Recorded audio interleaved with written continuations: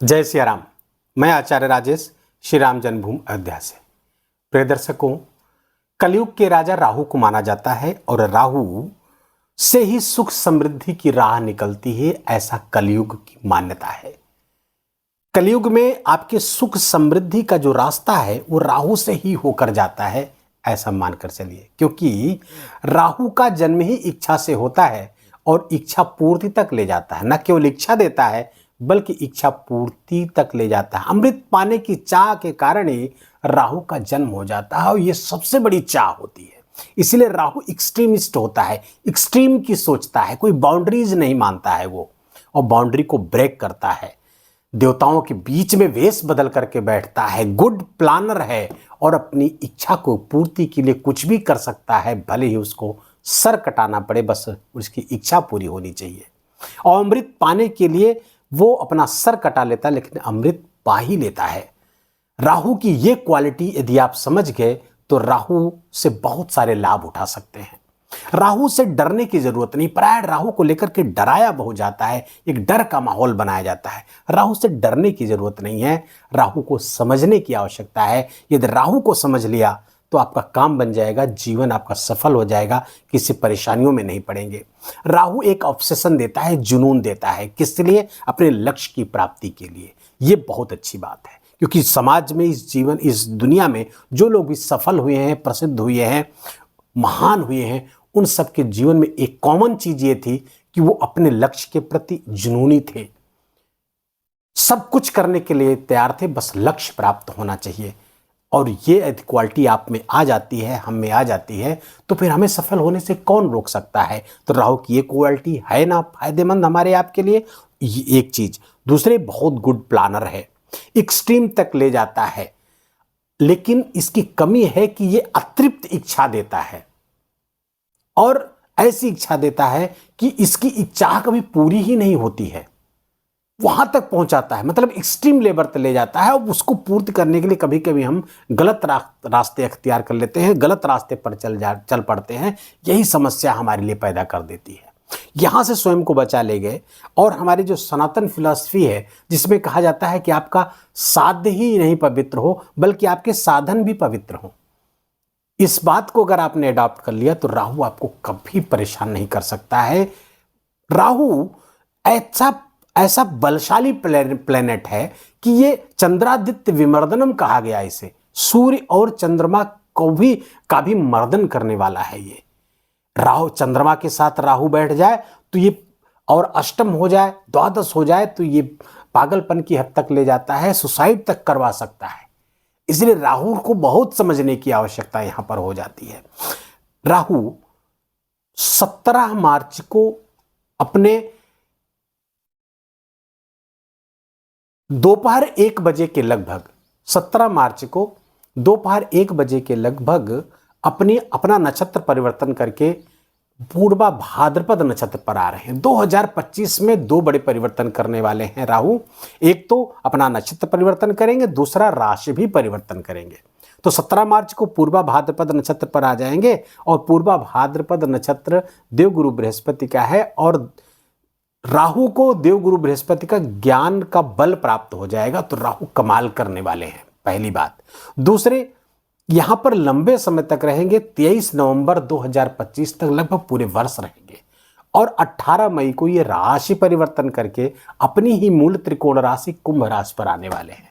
और ये बहुत ही जबरदस्त परिणाम देंगे, क्योंकि अपनी मूल त्रिकोण राशि पर आएंगे, स्वयं की राशि पर आएंगे तो जबरदस्त। और जब ग्रोथ के ही नक्षत्र पर है देवगुरु बृहस्पति, ग्रोथ के कारक होते हैं, तो वहां पर जब आएंगे तो जबरदस्त परिणाम, क्योंकि राहु भी ग्रोथ का ही कारक है। तो ये बहुत अच्छे परिणाम यहां पर लाते हुए दिख रहे हैं। वृश्चिक राशि के जातकों के लिए यदि बात करें तो पहले तो राहु सोशल मीडिया का कारक है, प्रसिद्धि का कारक है, ग्लैमर का कारक है, कूटनीति, विदेश नीति, रणनीति, planning, sales, marketing, tour and travels, brokerage, consultancy, इन सब का कारक है। तो इन सब से बहुत जबरदस्त परिणाम, लाभ प्राप्त होगा। टीचर्स को भी इससे विशेष लाभ प्राप्त होता हुआ, जो भी कंसल्टेंसी करते हैं, उन सब, काउंसलिंग करते हैं, उन सब के लिए विशेष लाभ लेकर के आया।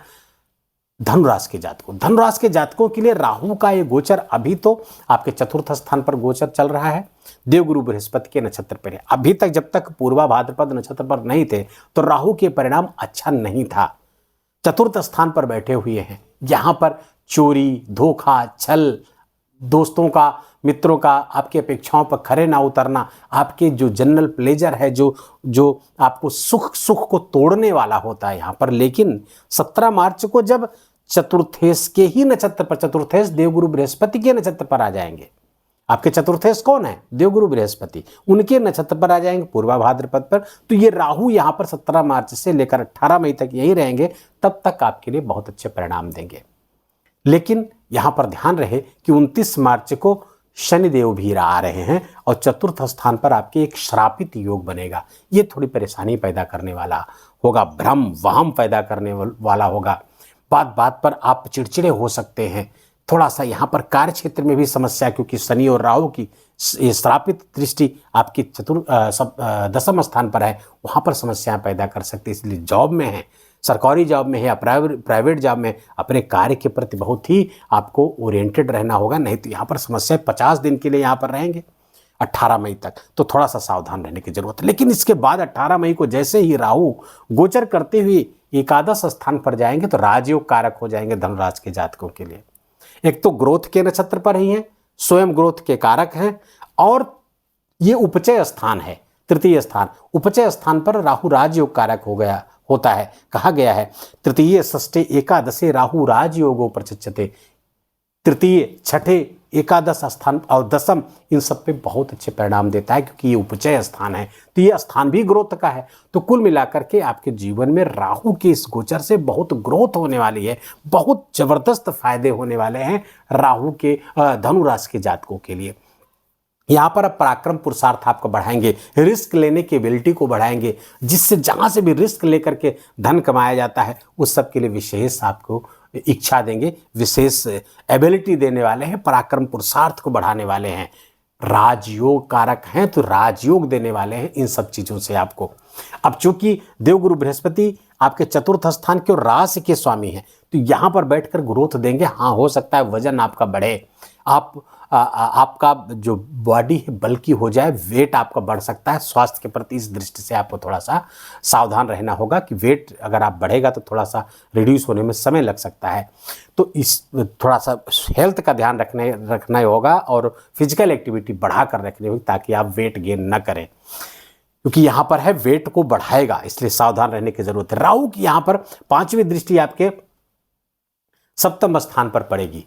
अपने घर से देखेंगे तो ये भी अच्छा है, जीवन साथी के भी करियर में अच्छाई आने वाली है। इस भाव को फ्लरिश करेंगे, क्योंकि दसम से दसम है, तो जीवन साथी के भी करियर में अच्छे, लेकिन थोड़ा सा समस्याएं हो सकती हैं। जीवन साथी के साथ कुछ कॉन्फ्लिक्ट भी यहाँ पर पैदा कराते हुए दिख रहे हैं। बिजनेस में भी जबरदस्त लाभ आपको देने वाले हैं, बिजनेस का लाभ होगा। बिजनेस से नया बिजनेस, कोई नया काम आप प्रारंभ कर सकते हैं इस दौरान, और उससे बड़े लाभ की उम्मीद भी कर सकते हैं, क्योंकि राहु है ग्रोथ के नक्षत्र पर, ग्रोथ की जगह पर बैठा है, जबरदस्त यहाँ पर परिणाम देगा, ग्रोथ हो करके रहेगी बिजनेस में भी। राहु की जो दृष्टि है 7वीं, वो आपके 9वें स्थान पर पड़ेगी।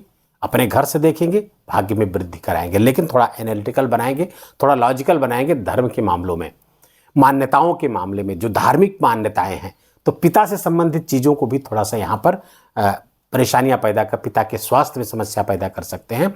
दूसरे, इतना एनालिसिस ना करें कि अपनी धार्मिक मान्यताओं के पर आप प्रश्न चिन्ह लगाने लगे, ये समस्या पैदा कर देगा, क्योंकि राहु का काम ही है आपको धर्म भ्रष्ट करना। जब नवम पर दृष्टि हो या नवम पर बैठा हो, तो धर्म भ्रष्ट ना होइएगा, धर्म से अपने जुड़े रहिएगा, तो राहु आपका कुछ नहीं बिगाड़ेगा, बल्कि राहु उस पर आपके लिए सपोर्टिव हो जाएगा। राहु की जो दृष्टि है वो लाभ स्थान पर आ रही, 9वीं दृष्टि ग्रोथ के स्थान पर, ग्रोथ के नक्षत्र पर बैठ करके जब लाभ स्थान को देखेंगे, इनकम स्थान को देखेंगे, तो इनकम में जबरदस्त या भारी वृद्धि आपकी होने वाली है। इनकम के स्रोत बढ़ने वाले हैं, प्रमोशन आदि की संभावनाएं बनेगी, मान सम्मान की प्राप्ति यहाँ पर राहु कराते हुए दिख रहे हैं। राहु का कुल मिलाकर ये गोचर धनु राशि के जातकों के लिए बहुत शानदार, बहुत बढ़िया रहने वाला है, और 18 मई से 1.5 वर्ष तक रहने वाले हैं। तो आप कल्पना कर सकते हैं कि कितने शानदार परिणाम आपके लिए लेकर के आए हैं राहु। अब राहु का जो नेगेटिव इफेक्ट है वो है पागलपन। राहु एक्सट्रीम तक लेके जाता है, इच्छाओं की एक्सट्रीम का कारक होता है। राहु अतृप्त कर देता है इच्छाओं में।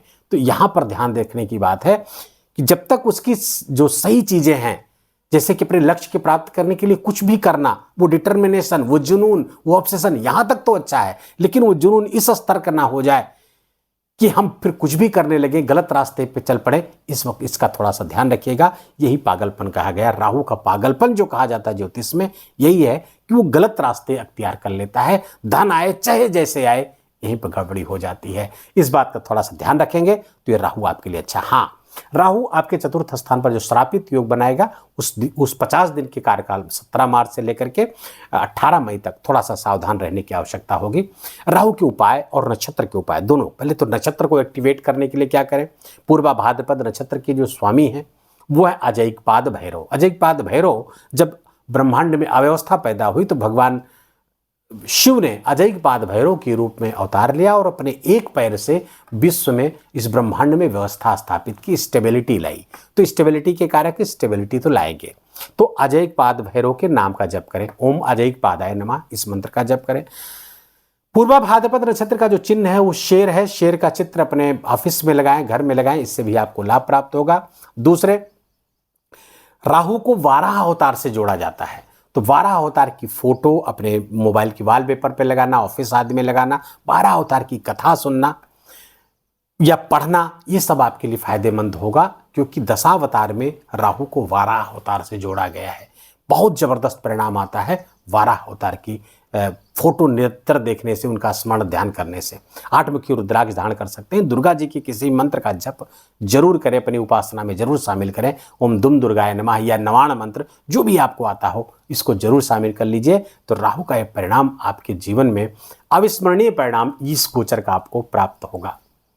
वीडियो को यहीं विराम देंगे। वीडियो अच्छा लगा हो, आपके काम का लगा हो, मेरा बोलना आपका सुनना दोनों सार्थक हुआ हो, तो कृपा करके इस वीडियो को लाइक करिएगा, अपनों के साथ शेयर करिएगा।